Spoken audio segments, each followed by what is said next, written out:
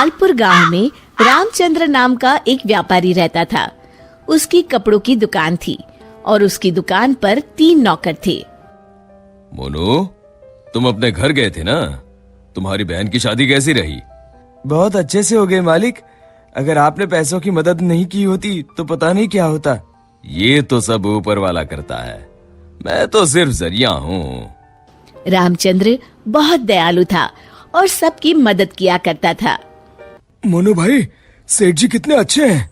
मुझे भी माँ के इलाज के लिए कुछ पैसे चाहिए। मदद नहीं, बस एडवांस दिलवा दीजिए ना। अरे तुम खुद ही कह दो ना सेठ जी से, सेठ जी मना नहीं करेंगे। सबको इतनी आसानी से पैसे देते हैं? जरूर इस सेठ के पास बहुत ज्यादा पैसा है। अगर मैं कभी कुछ चुरा लूं तो इस सेठ को पता भी नहीं चलेगा और मैं माला माल हो जाऊंगा। एक दिन रामचंद्र जी को हाथ में चोट लग जाती है। उनका हाथ सूज जाता है तो वो अपनी हीरे की नई अंगूठी उतारकर दराज में रख देते हैं और भानु वो देख लेता है। अब तेरी किस्मत बदलने वाली है भानु बेटा। अगर ये हीरे की अंगूठी तेरे हाथ लग गई ना तो ये लहंगा चोली के चक्कर में नहीं पड़ना पड़ेगा। अपनी भी एक दुकान होगी, तू भी दिन भर सेठ की कुर्सी पर बैठा रहेगा, तेरे आगे पीछे नौकर चाकर घूमेंगे। सोचते सोचते भानु सपने देखने लगता है। उसे ये सब दिखाई देने लगता है। ओ भानु, क्या सोच रहा है? चल खाना खाने चलते हैं, सेठ जी भी आराम कर रहे हैं। तुम लोग जाओ यार, मेरा मन नहीं है। क्यों? तेरी तबीयत तो ठीक है ना? हाँ भाई, मेरी तबीयत एकदम दुरुस्त है, बस कुछ करने का मन नहीं है। चल ठीक है, हम खाना खा के आते हैं। जैसे ही लोग बाहर जाते हैं, भानु मौका देखकर अंगूठी निकाल लेता है।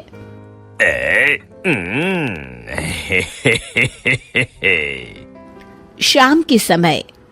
आज का हिसाब खत्म करो बच्चों, अब दुकान बंद करने का समय हो गया है। जब वे दराज खोलते हैं, अरे ये क्या, मेरी अंगूठी कहाँ गई? मोनू, भानु, भोला, तुम लोगों ने मेरी हीरे की अंगूठी कहीं देखी है क्या? कौन सी अंगूठी मालिक? क्या हुआ मालिक? अब कुछ नहीं, अब कल सुबह मिलते हैं। रामचंद्र रात भर सोचते रहते हैं।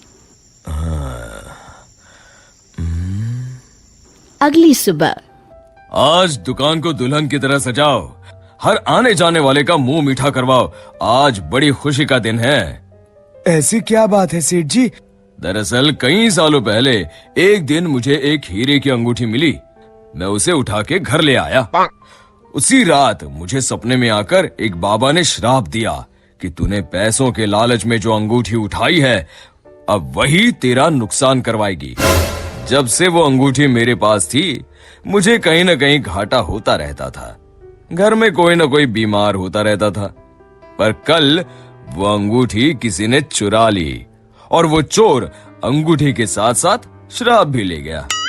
पर अगर ऐसा ही था तो आपने वो अंगूठी फेंक क्यों नहीं दी सेठ जी?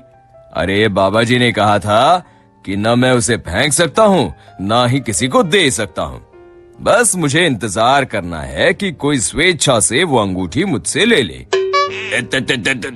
तो क्या आपका श्राप मुझे मेरा मतलब उस चोर को लग जाएगा? बिल्कुल। अब वो बेचारा ना अंगूठी फेंक सकता है, न किसी को दे सकता है। वैसे एक उपाय है। क्या उपाय सेठ जी? अरे तुम्हें क्या करना भानु भैया, अब चोर जाने और उसकी किस्मत। तू चुप कर, मैं तो ऐसे ही जानना चाहता हूँ। हाँ, क्यों नहीं, क्यों नहीं। दरअसल अगर पूर्णिमा की रात को चोर हमारी दुकान के पीछे वाले बरगद के नीचे अगर अंगूठी गाड़ दे तो वो श्राप से बच जाएगा। तो आपने क्यों नहीं ऐसा किया सेठ जी? तू मेरी जान ले ले।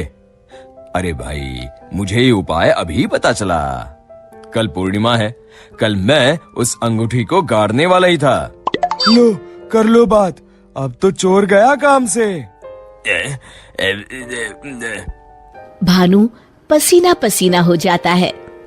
रामचंद्र अगली रात बरगद के पीछे छुपकर बैठ जाते हैं। तभी उन्हें एक परछाई आती हुई दिखती है। जैसे ही वो परछाई पेड़ के नजदीक आकर गड्ढा खोदने लगती है, रामचंद्र जी सामने आ जाते हैं।